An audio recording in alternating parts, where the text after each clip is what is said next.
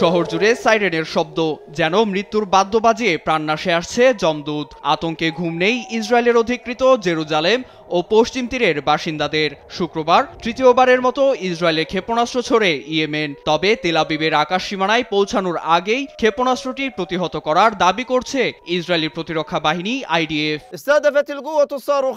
হামলার দায় স্বীকার করেছে ইয়েমেনের সশস্ত্র বিদ্রোহী গোষ্ঠী হুতি। জানায়, ইসরায়েলের অধিকৃত ইয়াফা অঞ্চলের সবচেয়ে বড় বিমানবন্দর বেন গুরিয়ন গুড়িয়ে দিতেই হাইপারসনিক ব্যালিস্টিক ক্ষেপণাস্ত্র প্যালেস্টাইন 2 দিয়ে হামলা চালানো হয়। ফিলিস্তিনিদের উপর আগ্রাসন বন্ধ না হলে বিমানবন্দরটি ধুলায় মিশিয়ে দেওয়ার হুমকিও দেন হুতি মুখপাত্র ইয়াহিয়া সারি। আমরা নিজেদের লক্ষ্য অর্জনে সফল হয়েছি। গেল 48 ঘন্টায় তৃতীয়বার ইসরায়েলে হামলা চালিয়েছি।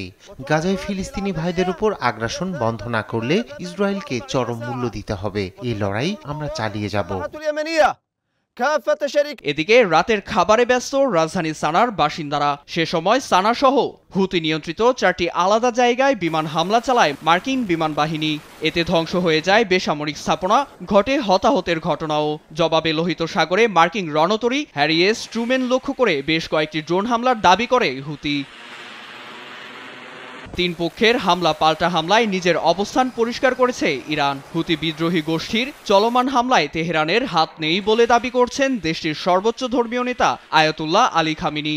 শুধু সন্দেহ করে মার্কিন প্রশাসন তেহরানের দিকে হাত বাড়ালে ফলাফল ভালো হবে না বলেও সতর্ক করেন তিনি। মার্কিন ও ইউরোপীয়রা প্রতিরোধ যোদ্ধাদেরকে ইরানের প্রক্সি ভেবে ভুল করেছে। বলতে গেলে স্বাধীন গোষ্ঠীগুলোকে অপমানও করেছে। নিজস্ব মতাদর্শ অনুসরণ করে নিজেরাই প্রতিরোধ গড়ে তুলেছে গোষ্ঠীগুলো। এর সামনে মার্কিন বা ইহুদি শক্তি টিকতে পারবে না। খামিনির বক্তব্য শেষ হতেই স্লোগান দেন উপস্থিতরা। ফার্সি ভাষায় যুক্তরাষ্ট্র ও ইসরায়েল ধ্বংসের ডাক দেন তারা।